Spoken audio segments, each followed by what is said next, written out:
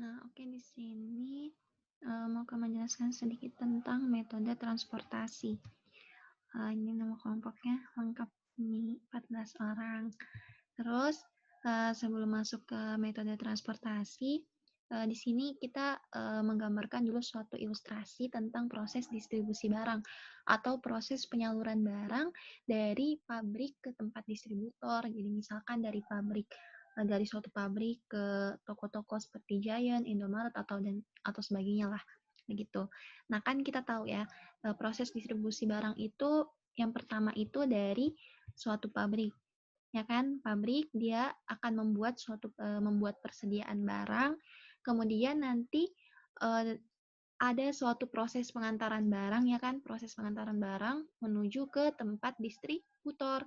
Nah, di sini tempat distributor ini dia akan melakukan pemesanan barang ke pabrik. Jadi dia akan melakukan permintaan berapa barang yang akan dia jual ke konsumen nanti. Jadi misalkan ini distributor dia mau minta ke pabrik kalau dia butuh 20 kardus atau apa begitu. Nah, seperti itu. Nah,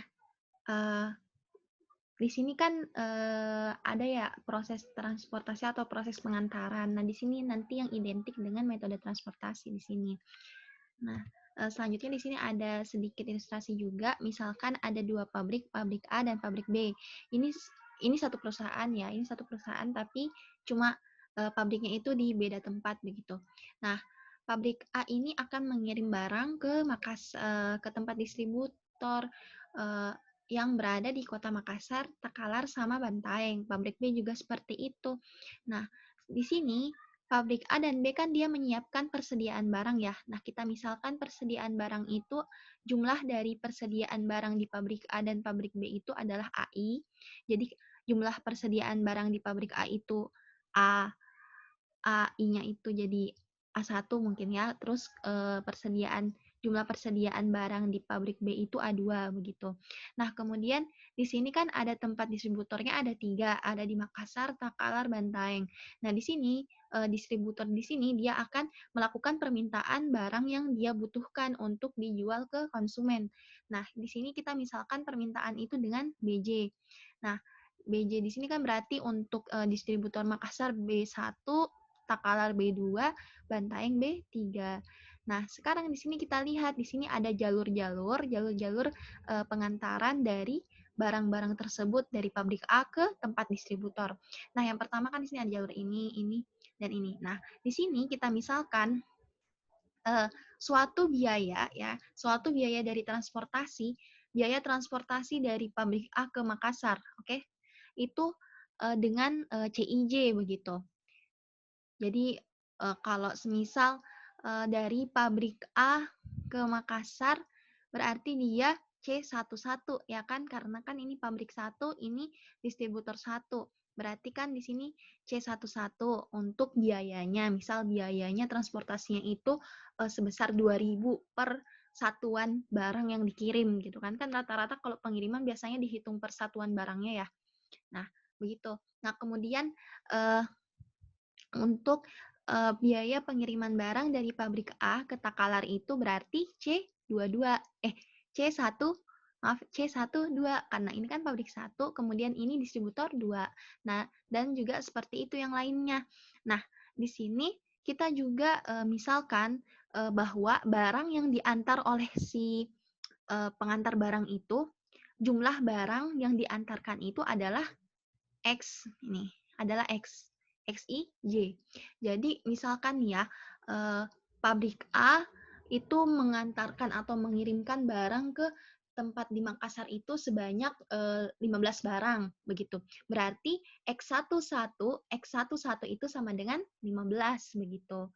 Nah, nah jadi ini di sini untuk permisalannya nanti yang bakalan dipakai juga di metode transportasi itu adalah AI, yaitu persediaan, kemudian BJ yaitu permintaan, kemudian CIJ itu biaya transportasi, biaya satuan transportasinya dari suatu sumber ke tujuannya begitu.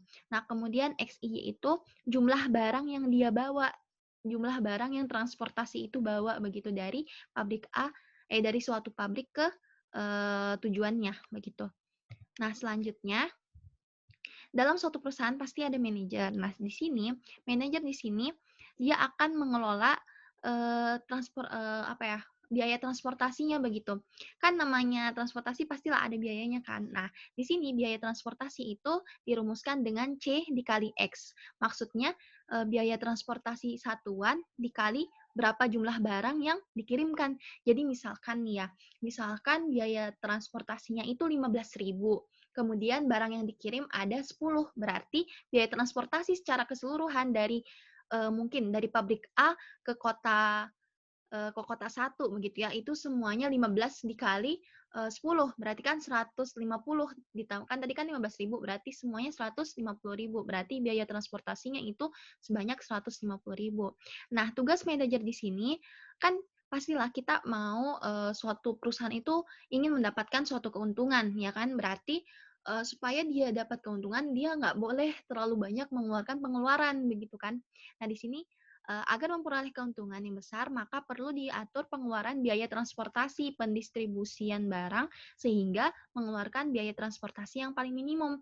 Jadi di sini tugasnya si manajer ini dia harus mencari apa ya, dia harus mengatur biaya transportasi itu supaya biaya transportasi itu rendah ya kan, biar untungnya nanti untung dari barang yang apa namanya disalurkan ke distributor itu bisa beruntung besar begitu.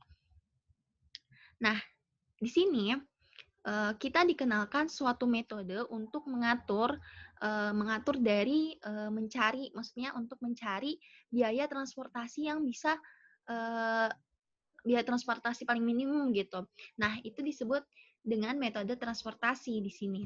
Nah, metode transportasi di sini ada definisinya. Definisinya itu suatu metode yang digunakan untuk mengatur distribusi dari sumber-sumber yang menyediakan produk yang sama ke tempat-tempat yang membutuhkan produk tersebut secara optimal dengan biaya termurah. Nah, tujuan dari metode transportasi apa? Menentukan kombinasi pengiriman barang yang menghasilkan biaya transportasi yang paling minimum. Di sini maksudnya menentukan kombinasi pengiriman barang. Jadi dia metode transportasi itu akan menentukan berapa barang yang bisa dikirim oleh suatu pabrik ke apa namanya ke tempat distributornya begitu. Jadi kita nggak bisa sembarangan mengirim barang jumlahnya. Misalkan ya, misalkan di sini distributor Makassar itu minta barangnya itu 20, ya kan? Tetapi ternyata pada saat memakai metode transportasi bisa jadi yang diantarkan itu hanya 10 karena itu solusi optimalnya begitu. Jadi di sini kita hanya di sini tugasnya metode transportasi itu menentukan berapa banyak barang ya kan, berapa banyak barang yang diantarkan oleh oleh suatu transportasi begitu. Jadi menentukan X-nya begitu, berapa banyak X yang bisa diantarkan, kombinasi X-nya. Jadi di sini kira-kira berapa, di sini kira-kira berapa, di sini kira-kira berapa barang diantar, di sini juga, di sini juga, di sini juga, sehingga nanti biayanya itu akan paling murah begitu. Bisa mengeluarkan biaya transportasi termurah untuk keseluruhannya kan. Kan berarti kalau semisal nih ya, untuk biaya transportasi keseluruhan dari ketiga jalur apa namanya ke ini banyak jalur ini toh kan berarti kan ini kan C1 ya. Di sini kan ini untuk transportasinya C, ya kan? Kemudian barangnya itu X, berarti kan C11 kali X11 ditambah C12 dikali X12 ditambah C13 dikali X13, ya kan? Kemudian ditambah di sini C21 dikali X21 ditambah C22 dikali X22, kemudian ditambah C23 dikali X23, ya kan? Nah, kemudian di sinilah tujuannya metode transportasi ya kan tadi tentang menentukan kombinasi pengiriman barang yang menghasilkan biaya transportasi yang paling minimum.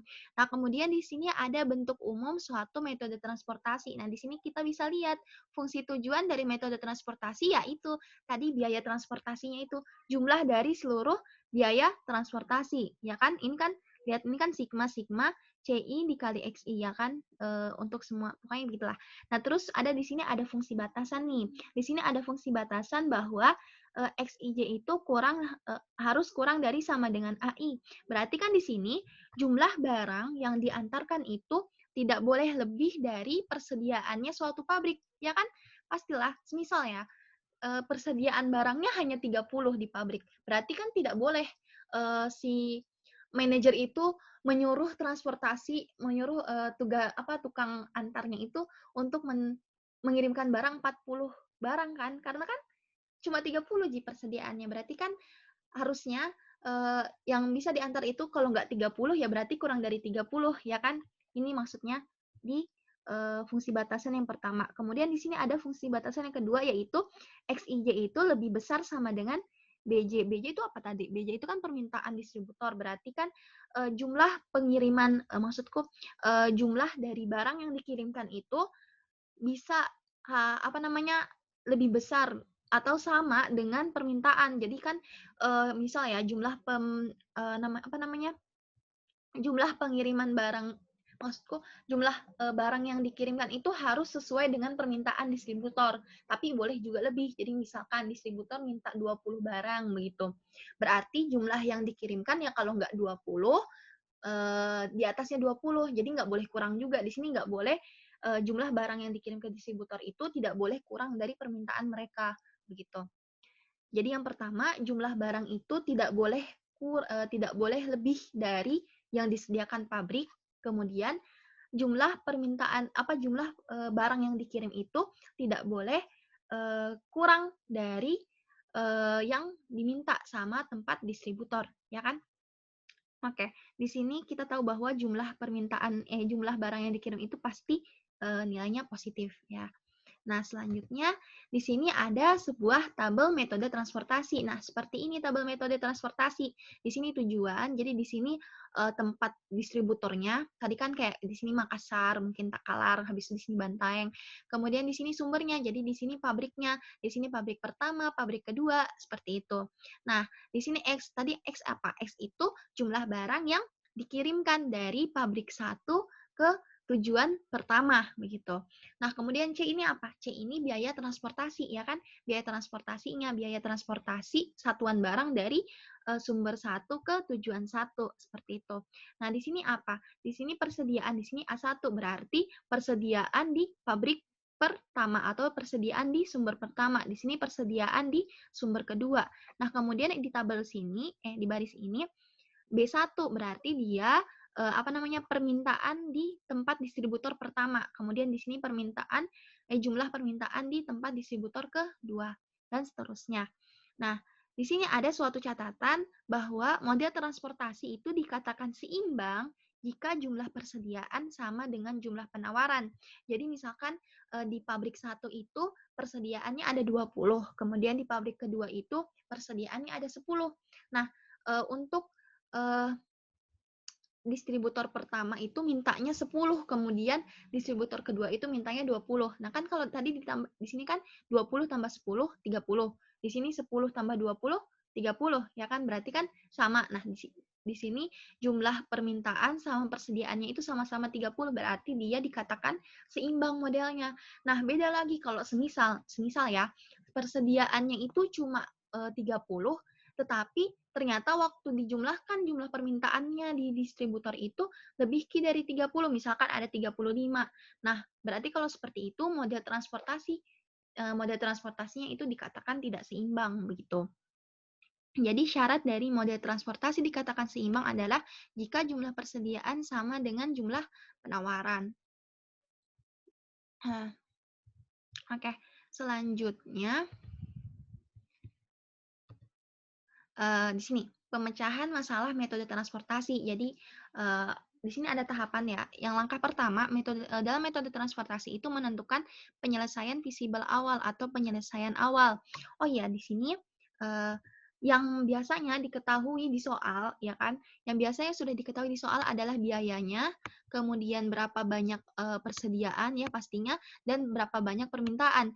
Jadi di dalam metode transportasi ini apa yang seperti yang sebelumnya saya katakan, bahwa di sini itu kita akan mencari berapa kira-kira jumlah barang yang bisa dikirimkan ke distributor begitu. Jadi nanti yang diisi itu yang kita cari itu ini nilai-nilai di sini. Jadi ini nanti bakalan yang diisi begitu. Jadi yang diketahui itu yang ini udah diketahui, udah diketahui, udah diketahui, di sini juga udah diketahui begitu. Pokoknya C itu udah diketahui, X itu belum. Uh, nah, Nah, sekarang di sini pemecahan masalah metode transportasi. Langkah 1 itu menentukan penyelesaian visible awal. Jadi menentukan tabel awalnya dulu seperti apa begitu. Nah, di sini dalam langkah 1 ini ada beberapa metode untuk mencari penyelesaian visible awal. Ada metode northwest corner, ada metode biaya sel minimum, sama metode Vogel's approximation. Nah, untuk kelompok kita nanti kita di sini akan menggunakan metode northwest corner untuk mencari visible awalnya atau penyelesaian awalnya. Nah, kemudian langkah kedua itu mencari solusi optimal. Nah, di sini dalam mencari solusi optimal dia juga mengecek. Kan di sini kan kita udah dapetin penyelesaian awalnya itu seperti apa. Jadi ada begitu suatu tabel yang dia itu diasumsikan pertamanya itu optimal, tapi belum terjamin keoptimalannya. Nah, di langkah 2 inilah kita mengecek apakah tabel visible awal itu sudah optimal atau belum. Nah, semisal tabelnya itu belum optimal, maka kita akan mencari solusi optimalnya. Nah, metode dalam langkah 2 ini ada dua macam metode. Kita bisa pakai salah satunya. Nah, di sini ada metode stepping stone, ada metode modified distribution, begitu. Nah, di sini ada suatu syarat. Syarat dari visible awal itu harus menghasilkan M tambah N-1 variabel basis sel yang terisi. Jika penyelesaiannya jika penyelesaian awal kurang dari M tambah N-1 variabel basis, maka ditambahkan variabel dummy. Coba dilihat di sini maksudnya. Ini M ya, M sama N. Misalkan di sini M-nya ada 3, jadi misalkan sumbernya itu ada 3 ya kan. Sumbernya misalkan ada 3 pabrik begitu. Kemudian distributornya juga ada 3, ya kan. Berarti kalau begitu M-nya M-nya di sini ya 3, di sini juga 3. Berarti kan di situ M-nya 3, N-nya juga 3 ya kan. Nah, tadi syaratnya itu M tambah N min 1, berarti 3 ditambah 3, 6 dikurang 1, berarti ada 5. Nah, itu maksudnya itu di sini untuk X itu harus ada 5 pasang yang terisi gitu. Harus ada kan ini ya, ini kotaknya ini. Kita perhatikan kotak ini. Nah, di sini X itu harus kotak ini itu harus ada 5 yang terisi X-nya. Jadi misalkan di sini mungkin X-nya itu tetap X-nya itu tidak terisi misalkan. Terus di sini ada mungkin 50. 5 aja. Kemudian di sini ada 3, kemudian di sini mungkin ada 2, kemudian di sini 1, kemudian di sini mungkin 4 ya. Kemudian di sini mungkin misalkan di sini 0 ya. Di sini nggak usah ada. Nah, begini. Oke.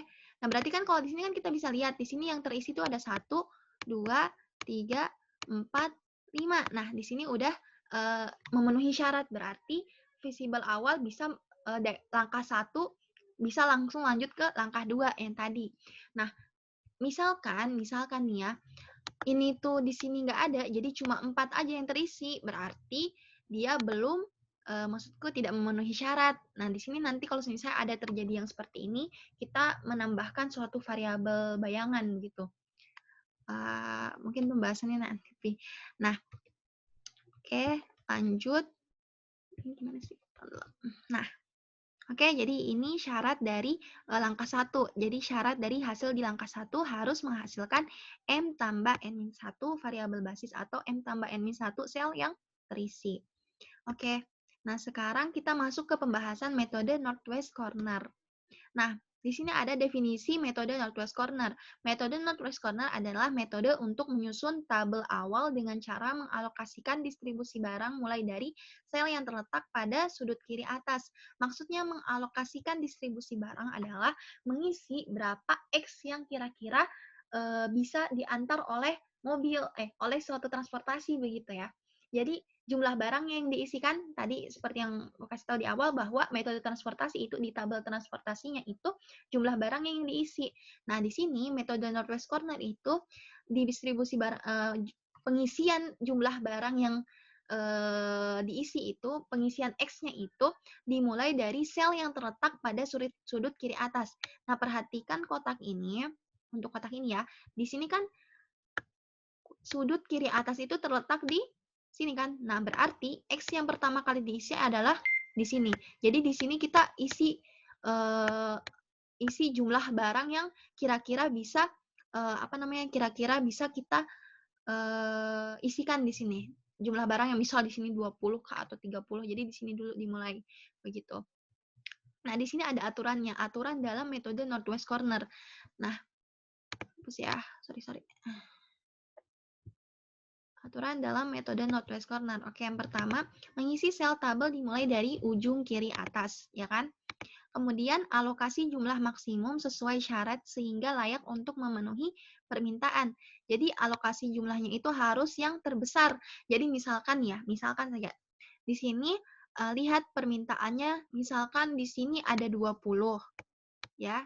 Kemudian, persediaannya di sini ada 30, ya kan? Nah, sekarang kita lihat dulu permintaan di tabel 1 sama sumber kan kita mau isi di sini kan. Karena Northwest Corner harus mengisi di sudut ini dulu.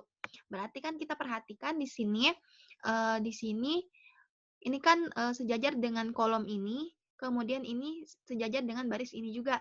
Nah, dilihat di sini 30 sama 20 kan besaran 30, ya kan? Tapi kan 30 ini persediaan. Nah, yang kita perhatikan untuk mengisi X di sini adalah permintaannya, jumlah permintaan dari distributor. Nah, jumlah permintaannya itu 20, ya kan? Dan ini jumlah permintaan dan ini 20 itu angka maksimumnya, begitu kan? Nah, berarti di sini kita isi dengan angka 20. Jadi, di sini isinya angka 20, begitu. Nah, kenapa juga bisa di sini kan bisa diisi angka 20 karena semisal ya, kita isi angka 20 di sini. Berarti kan 20 barang yang akan diantar dari sumber 1 ke tujuan 1. Memenuhi Jito karena persediaan di sumber 1 memang ada 30 begitu. Jadi tidak menyalahi aturan Ji. Kecuali kalau semisal nih ya, semisal di sini 10, coba misalkan di sini dia 10. Sorry, aku hapus gitu dulu. Tunggu dulu. Nah, misalkan di sini itu 10. Berarti kan di sini yang paling besar itu jumlah permintaannya. Nah, berarti kita menyesuaikan dari jumlah persediaannya. Jumlah persediaannya berapa? 10. Berarti di sini paling maksimal memang harus 10 Ji yang bisa diantar. Jadi lihat misalnya dulu besaran mana antara permintaan sama persediaan. Misalkan besaran permintaan berarti yang diisi yang diisi pada tabel itu adalah yang paling maksimal itu pasti jumlah di sini, nilai di sini. Ya, gimana tadi? Pokoknya begitulah. Yes, semoga paham Ji. Nah, kemudian lanjut ke aturan yang ketiga bahwa bergerak ke kotak sebelah kanan bila masih terdapat persediaan yang cukup. Ya kan? Bergerak ke kotak sebelah kanan kalau semisal kayak tadi di sini ya kan. Di sini misal 20 ya. Tadi 20, kemudian di sini 30, ya kan? Berarti kan kita mengisi di sini 20. Ya kan? Nah, kalau di sini udah diisi 20 berarti untuk yang sumber distri dari pabrik kedua dan pabrik ketiga tidak perlu lagi mengirimkan barang ke tempat distributor karena mereka sudah mendapat 20 barang sesuai permintaan mereka. Berarti kan di sini dicoret ya. Di sini nggak usah ada. Berarti kan tinggal tinggal 3 kotak ini, ya kan? Nah, berarti kalau di 3 kotak ini sudut kiri atasnya yang mana? Yang ini kan? Nah, berarti kita selanjutnya kita mengisi di bagian sini. Nah, di sini kan udah 20, di sini 30, berarti kita kurangi dulu kira-kira persediaannya sisa berapa. Kalau semisal di sini pengirimannya 20, berarti kan 30 kurang 20 itu sisa persediaannya tinggal 10, ya kan?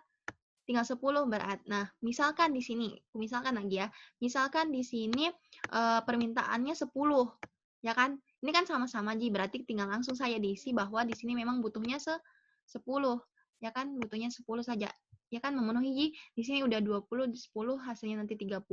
Kemudian kalau di sini juga hasilnya nanti 20, di sini juga udah memenuhi hasilnya akan 10. Begitu. Jadi dia akan bergerak ke kotak sebelah kanan bila masih terdapat persediaan yang cukup. Nah, jika tidak, maka bergerak ke kotak di bawahnya sesuai permintaan. Jadi kalau semisal persediaannya cukup, bergeraknya ke kanan. Kalau semisal persediaannya sudah tidak cukup, berarti ke kotak ke bawah. Jadi ke kotak di bawah sesuai jumlah permintaan yang dibutuhkan atau sesuai dengan permintaan yang diminta oleh distributor. Nah, di sini bergerak terus hingga persediaan habis dan permintaan terpenuhi. Jadi, kalau permintaan sudah terpenuhi sampai 20, berhenti nih. Maksudku berhenti nih, pindah lagi ke tabel selanjutnya begitu-begitu, Ki. Jadi harus Ki semuanya dulu nanti terpenuhi di sini persediaan dan permintaannya baru bisa dikatakan dia selesai Mi ini pengisian. Jadi itu Mi solusinya nanti, solusi akhirnya. Itu untuk metode northwest corner. Nah, sekarang selanjutnya adalah metode stepping stone untuk yang langkah kedua. Nah, kan tadi di metode northwest corner kita sudah mendapatkan suatu tabel yang dia itu diasumsikan optimal, tapi belum tentu optimal karena belum diuji. Nah, di sini di metode stepping stone, di sini kita di sini kita menguji